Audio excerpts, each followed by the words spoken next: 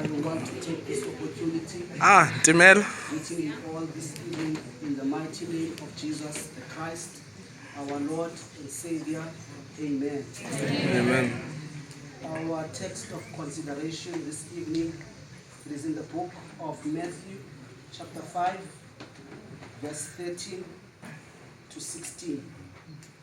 And in my Bible, it reads as follows: You are the salt of the earth. But if the salt loses its saltiness, how can it be made salty again? It is no longer good for anything except to be thrown out and trampled by men. You are the light of the world, a city on a hill that cannot be hidden. Neither do people light a lamp and put it under a bowl.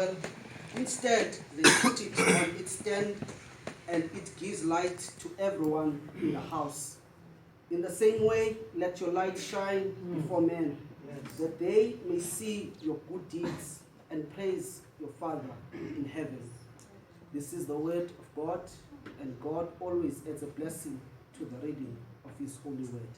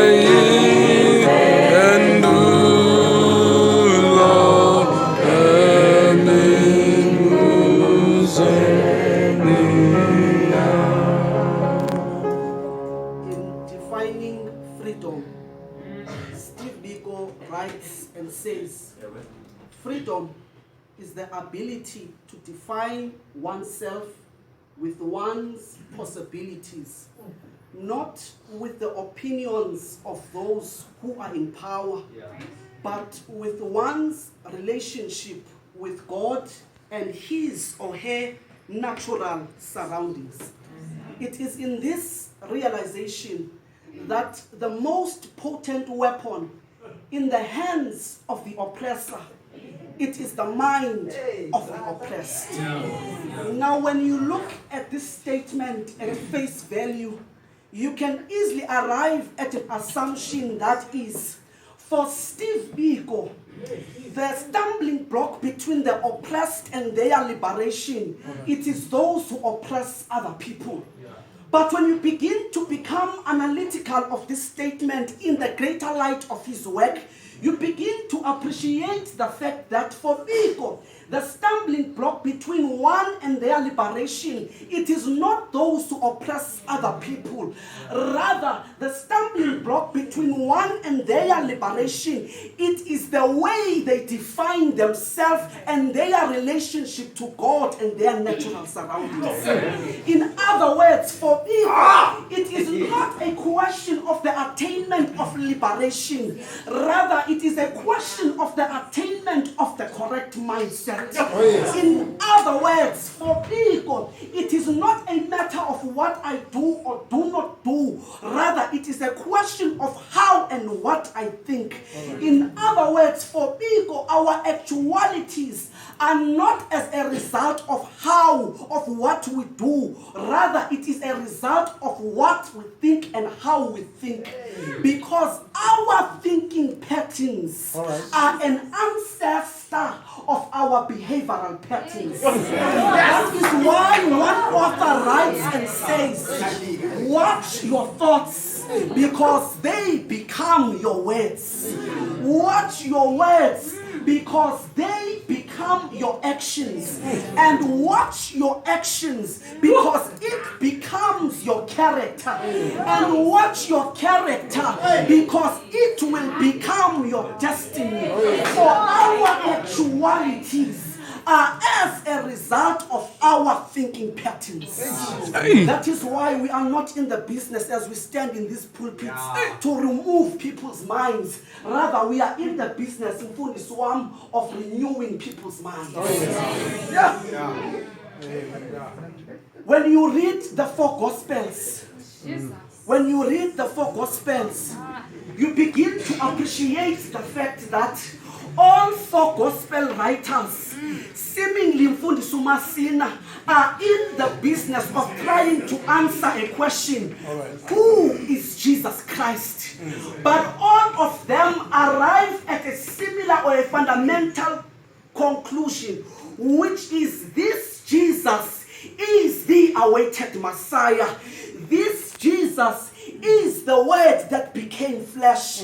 This Jesus is the one who brought us through creation and redemption. But when we read the Gospel according to Matthew, we begin to realize that Matthew takes a different perspective in that when Matthew introduces Jesus, he comes and introduces him via his genealogy.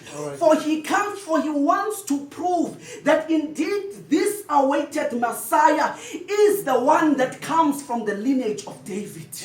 But one thing that blesses me about the genealogy of Jesus Christ, it is the fact that it is filled with people who are rejects and dejects of society. But take note, them being rejects and dejects of society did not mean that they were rejects and dejects of God.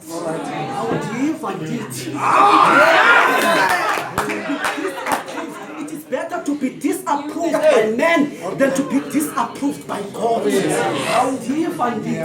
Rather be approved by God than to be approved by men. They were the rejects and dejects of society, but not the rejects and dejects of God. Because at times, God is in the business of rejecting those who reject us and endorse us as we are. Amen. Amen. Hey. Now, when we come to Matthew chapter 4, to Matthew chapter 5, we begin to realize something, that Matthew chapter 5 is as a result of Matthew chapter 4. In Matthew chapter 4, we are told of a Jesus who is tempted. But in Matthew chapter 5, we see a Jesus that is preaching or conducting a sermon in the mount. Every temptation in life leads to a testimony. Therefore, never run away from chapter 4 in life, because they are a fuel to a chapter 5. In Matthew chapter 4, Jesus is tempted, but in Matthew chapter 5, Jesus is conducting a sermon on the mount. What amazes me about this sermon, Fundiswami, it is the fact that when it begins, we are introduced to a Jesus who is going up the mountain. But what blesses me about the fact that Jesus goes up the mountain, it is the fact that he disassociates himself from the masses. It is the fact that he removes himself from the noises. You see, at times in life, you need to remove yourself from the noises in order for you to gain a new perspective and a new understanding about God. I know of a man whom the Bible says he once went up the mountain with a sole purpose of going to sacrifice his son, not knowing what to see in the mountain or experience in the mountain. But when he came down from the mountain, he came down with a new understanding and a new experience of God. He came down saying that God is Jehovah Jireh. Sometimes in life, you need to go up the mountain for you to get a better understanding. Hey, up the mountain. Now we are told that he goes up the mountain. We are told that he goes up the mountain. And then after going up the mountain, we are told he sits down. We are told that he sits down. If I had time, I was going to say that in the rabbinical world, rabbis, when they would teach, they would sit down to show the congregants that they are now in the business of teaching. Rabbis did not teach while they were standing. Rabbis rather taught when they were sitting down. We see a Jesus who is intentional about the teaching that he's about to give them. But what blesses me about Jesus and the people who are there, it is the fact that when they saw that Jesus is intentional about teaching them, they did not move. Instead, they decided to follow him because they also had an intention to learn. Unfortunately, today, we are living in a generation of people who do not want to learn from others. Rather, they want to teach others all the time. No, life is not about being up all the time, but life is about sitting down and learning from others. The Bible says Jesus went up the mountain and he began to teach them. He began to teach them. Now when he opened his mouth, something strange that does not make sense to me, which in fact it would have been an insult to those people, because Jesus mentions a couple of people. He says, they are poor in spirit, they are mourning, they are seeking for righteousness. But Jesus does something strange. He says to them, when you are poor in spirit, it is then that you are blessed. When you are mourning, it is then that you are blessed.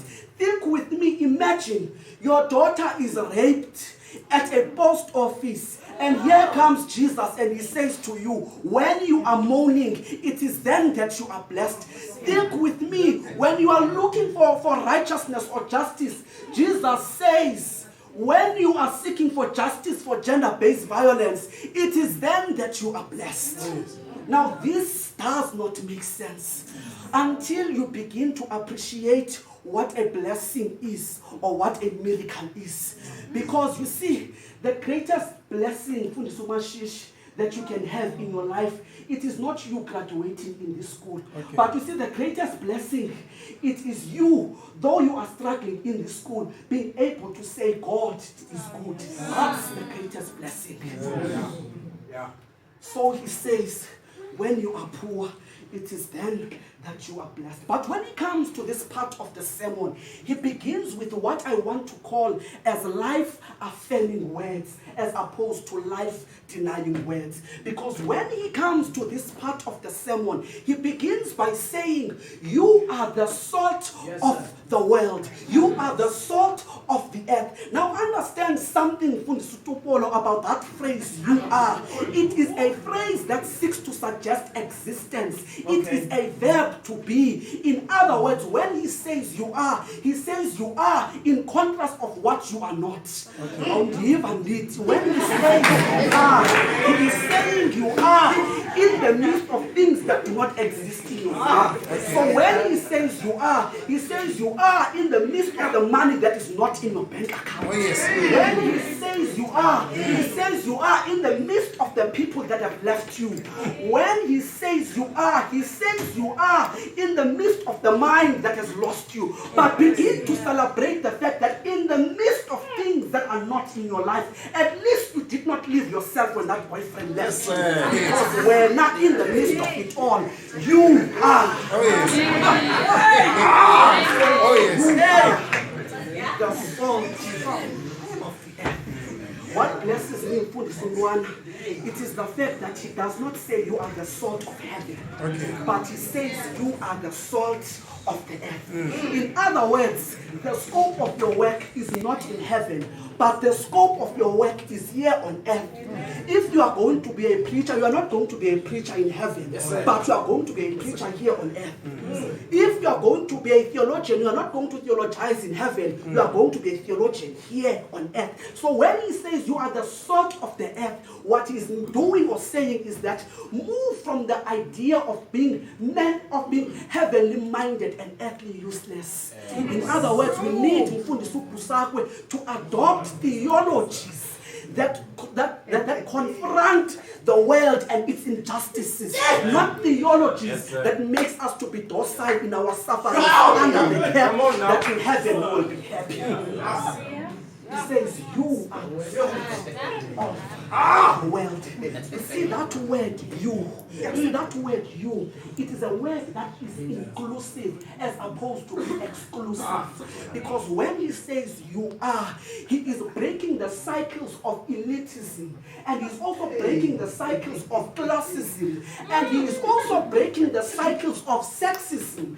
And he is also breaking the cycles of denominationalism. Because when he says you are, he looks at the Gentile and he says, you and not the other are the salt of the earth.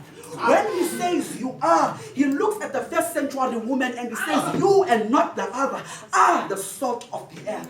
Why? Because we need theologies that are inclusive, not exclusive.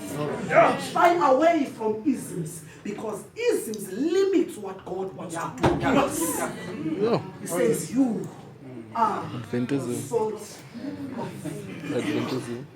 You are the salt of the earth. Understand something about the salt. Understand something about the salt. Salt brings flavor. Salt purifies. Salt preserves. So when he says, you are the salt of the earth, he is looking at that company that is liquidating, and he's looking at you and he's saying, because that you are going to bring flavor, that company is going to go to the Johannesburg Stock Exchange because of you, because you are the one that's going to add flavor to that company. So when he says you are the salt of the earth, he says, no, you are not going to be a destructor of the earth, but you are going to be a preserver of the earth. When he says you are the salt of the earth, he says you are not going to behave unethically, but you are going to behave ethically in a world that is unethical. When they steal, you are not going to steal. When they cheat, you are not going to cheat. Why? You are the salt of the earth. Now he says, you are the light of the world. Understand something about light. Light is an antithesis of darkness. In that, where there is darkness, That is where light should be. But unfortunately today, we have light that is lighting one another instead of going there in the world.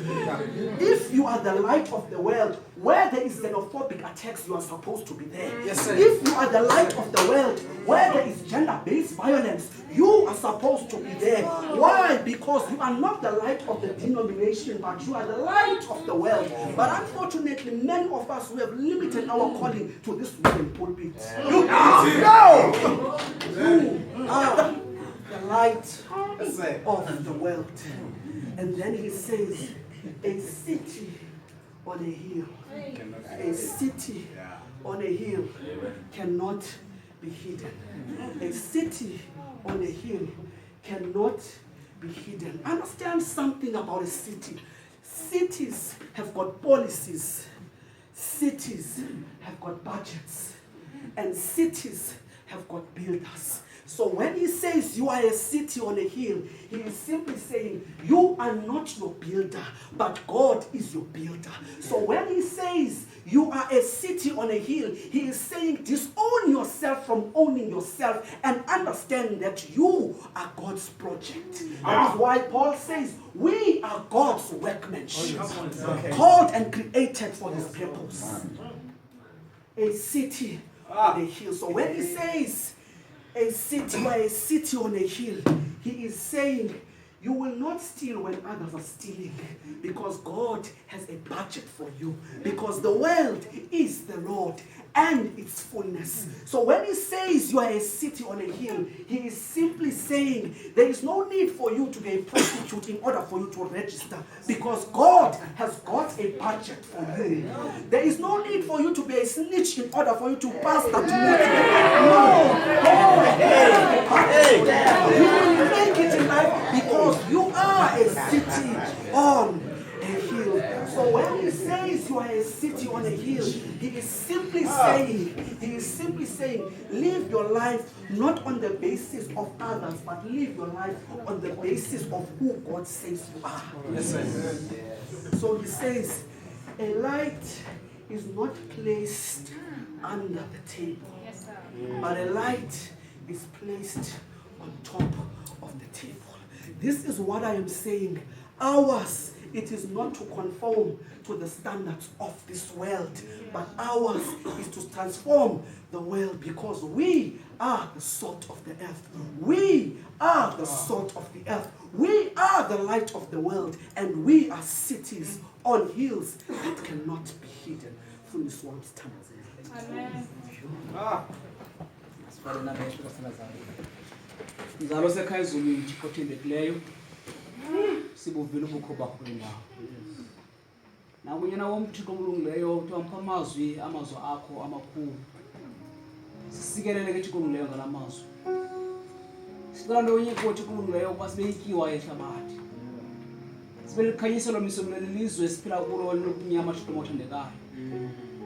Shithi impilo zethu Thixo omlungileyo ziyeke msomlo ukucinga kancinci ngokudala Thixo omlungileyo. Kodwa ngiqiniseke ukubana sine-serious business kule si-attende Thixo omlungileyo. Sikela ukunqaba kule ndawo Thixo omlungileyo ngokwahlukana kwe-needs zethu nokwe-character zethu Thixo omlungileyo khona ukuze sibe zizimilo ezifunekayo kuwe Thixo omlungileyo. Sicela wena Thixo omlungileyo ngexesha usixhase amaxesha onke Thixo omlungileyo. Sicela ngoko ungoYesu Kristu ube yona phakade. Amen.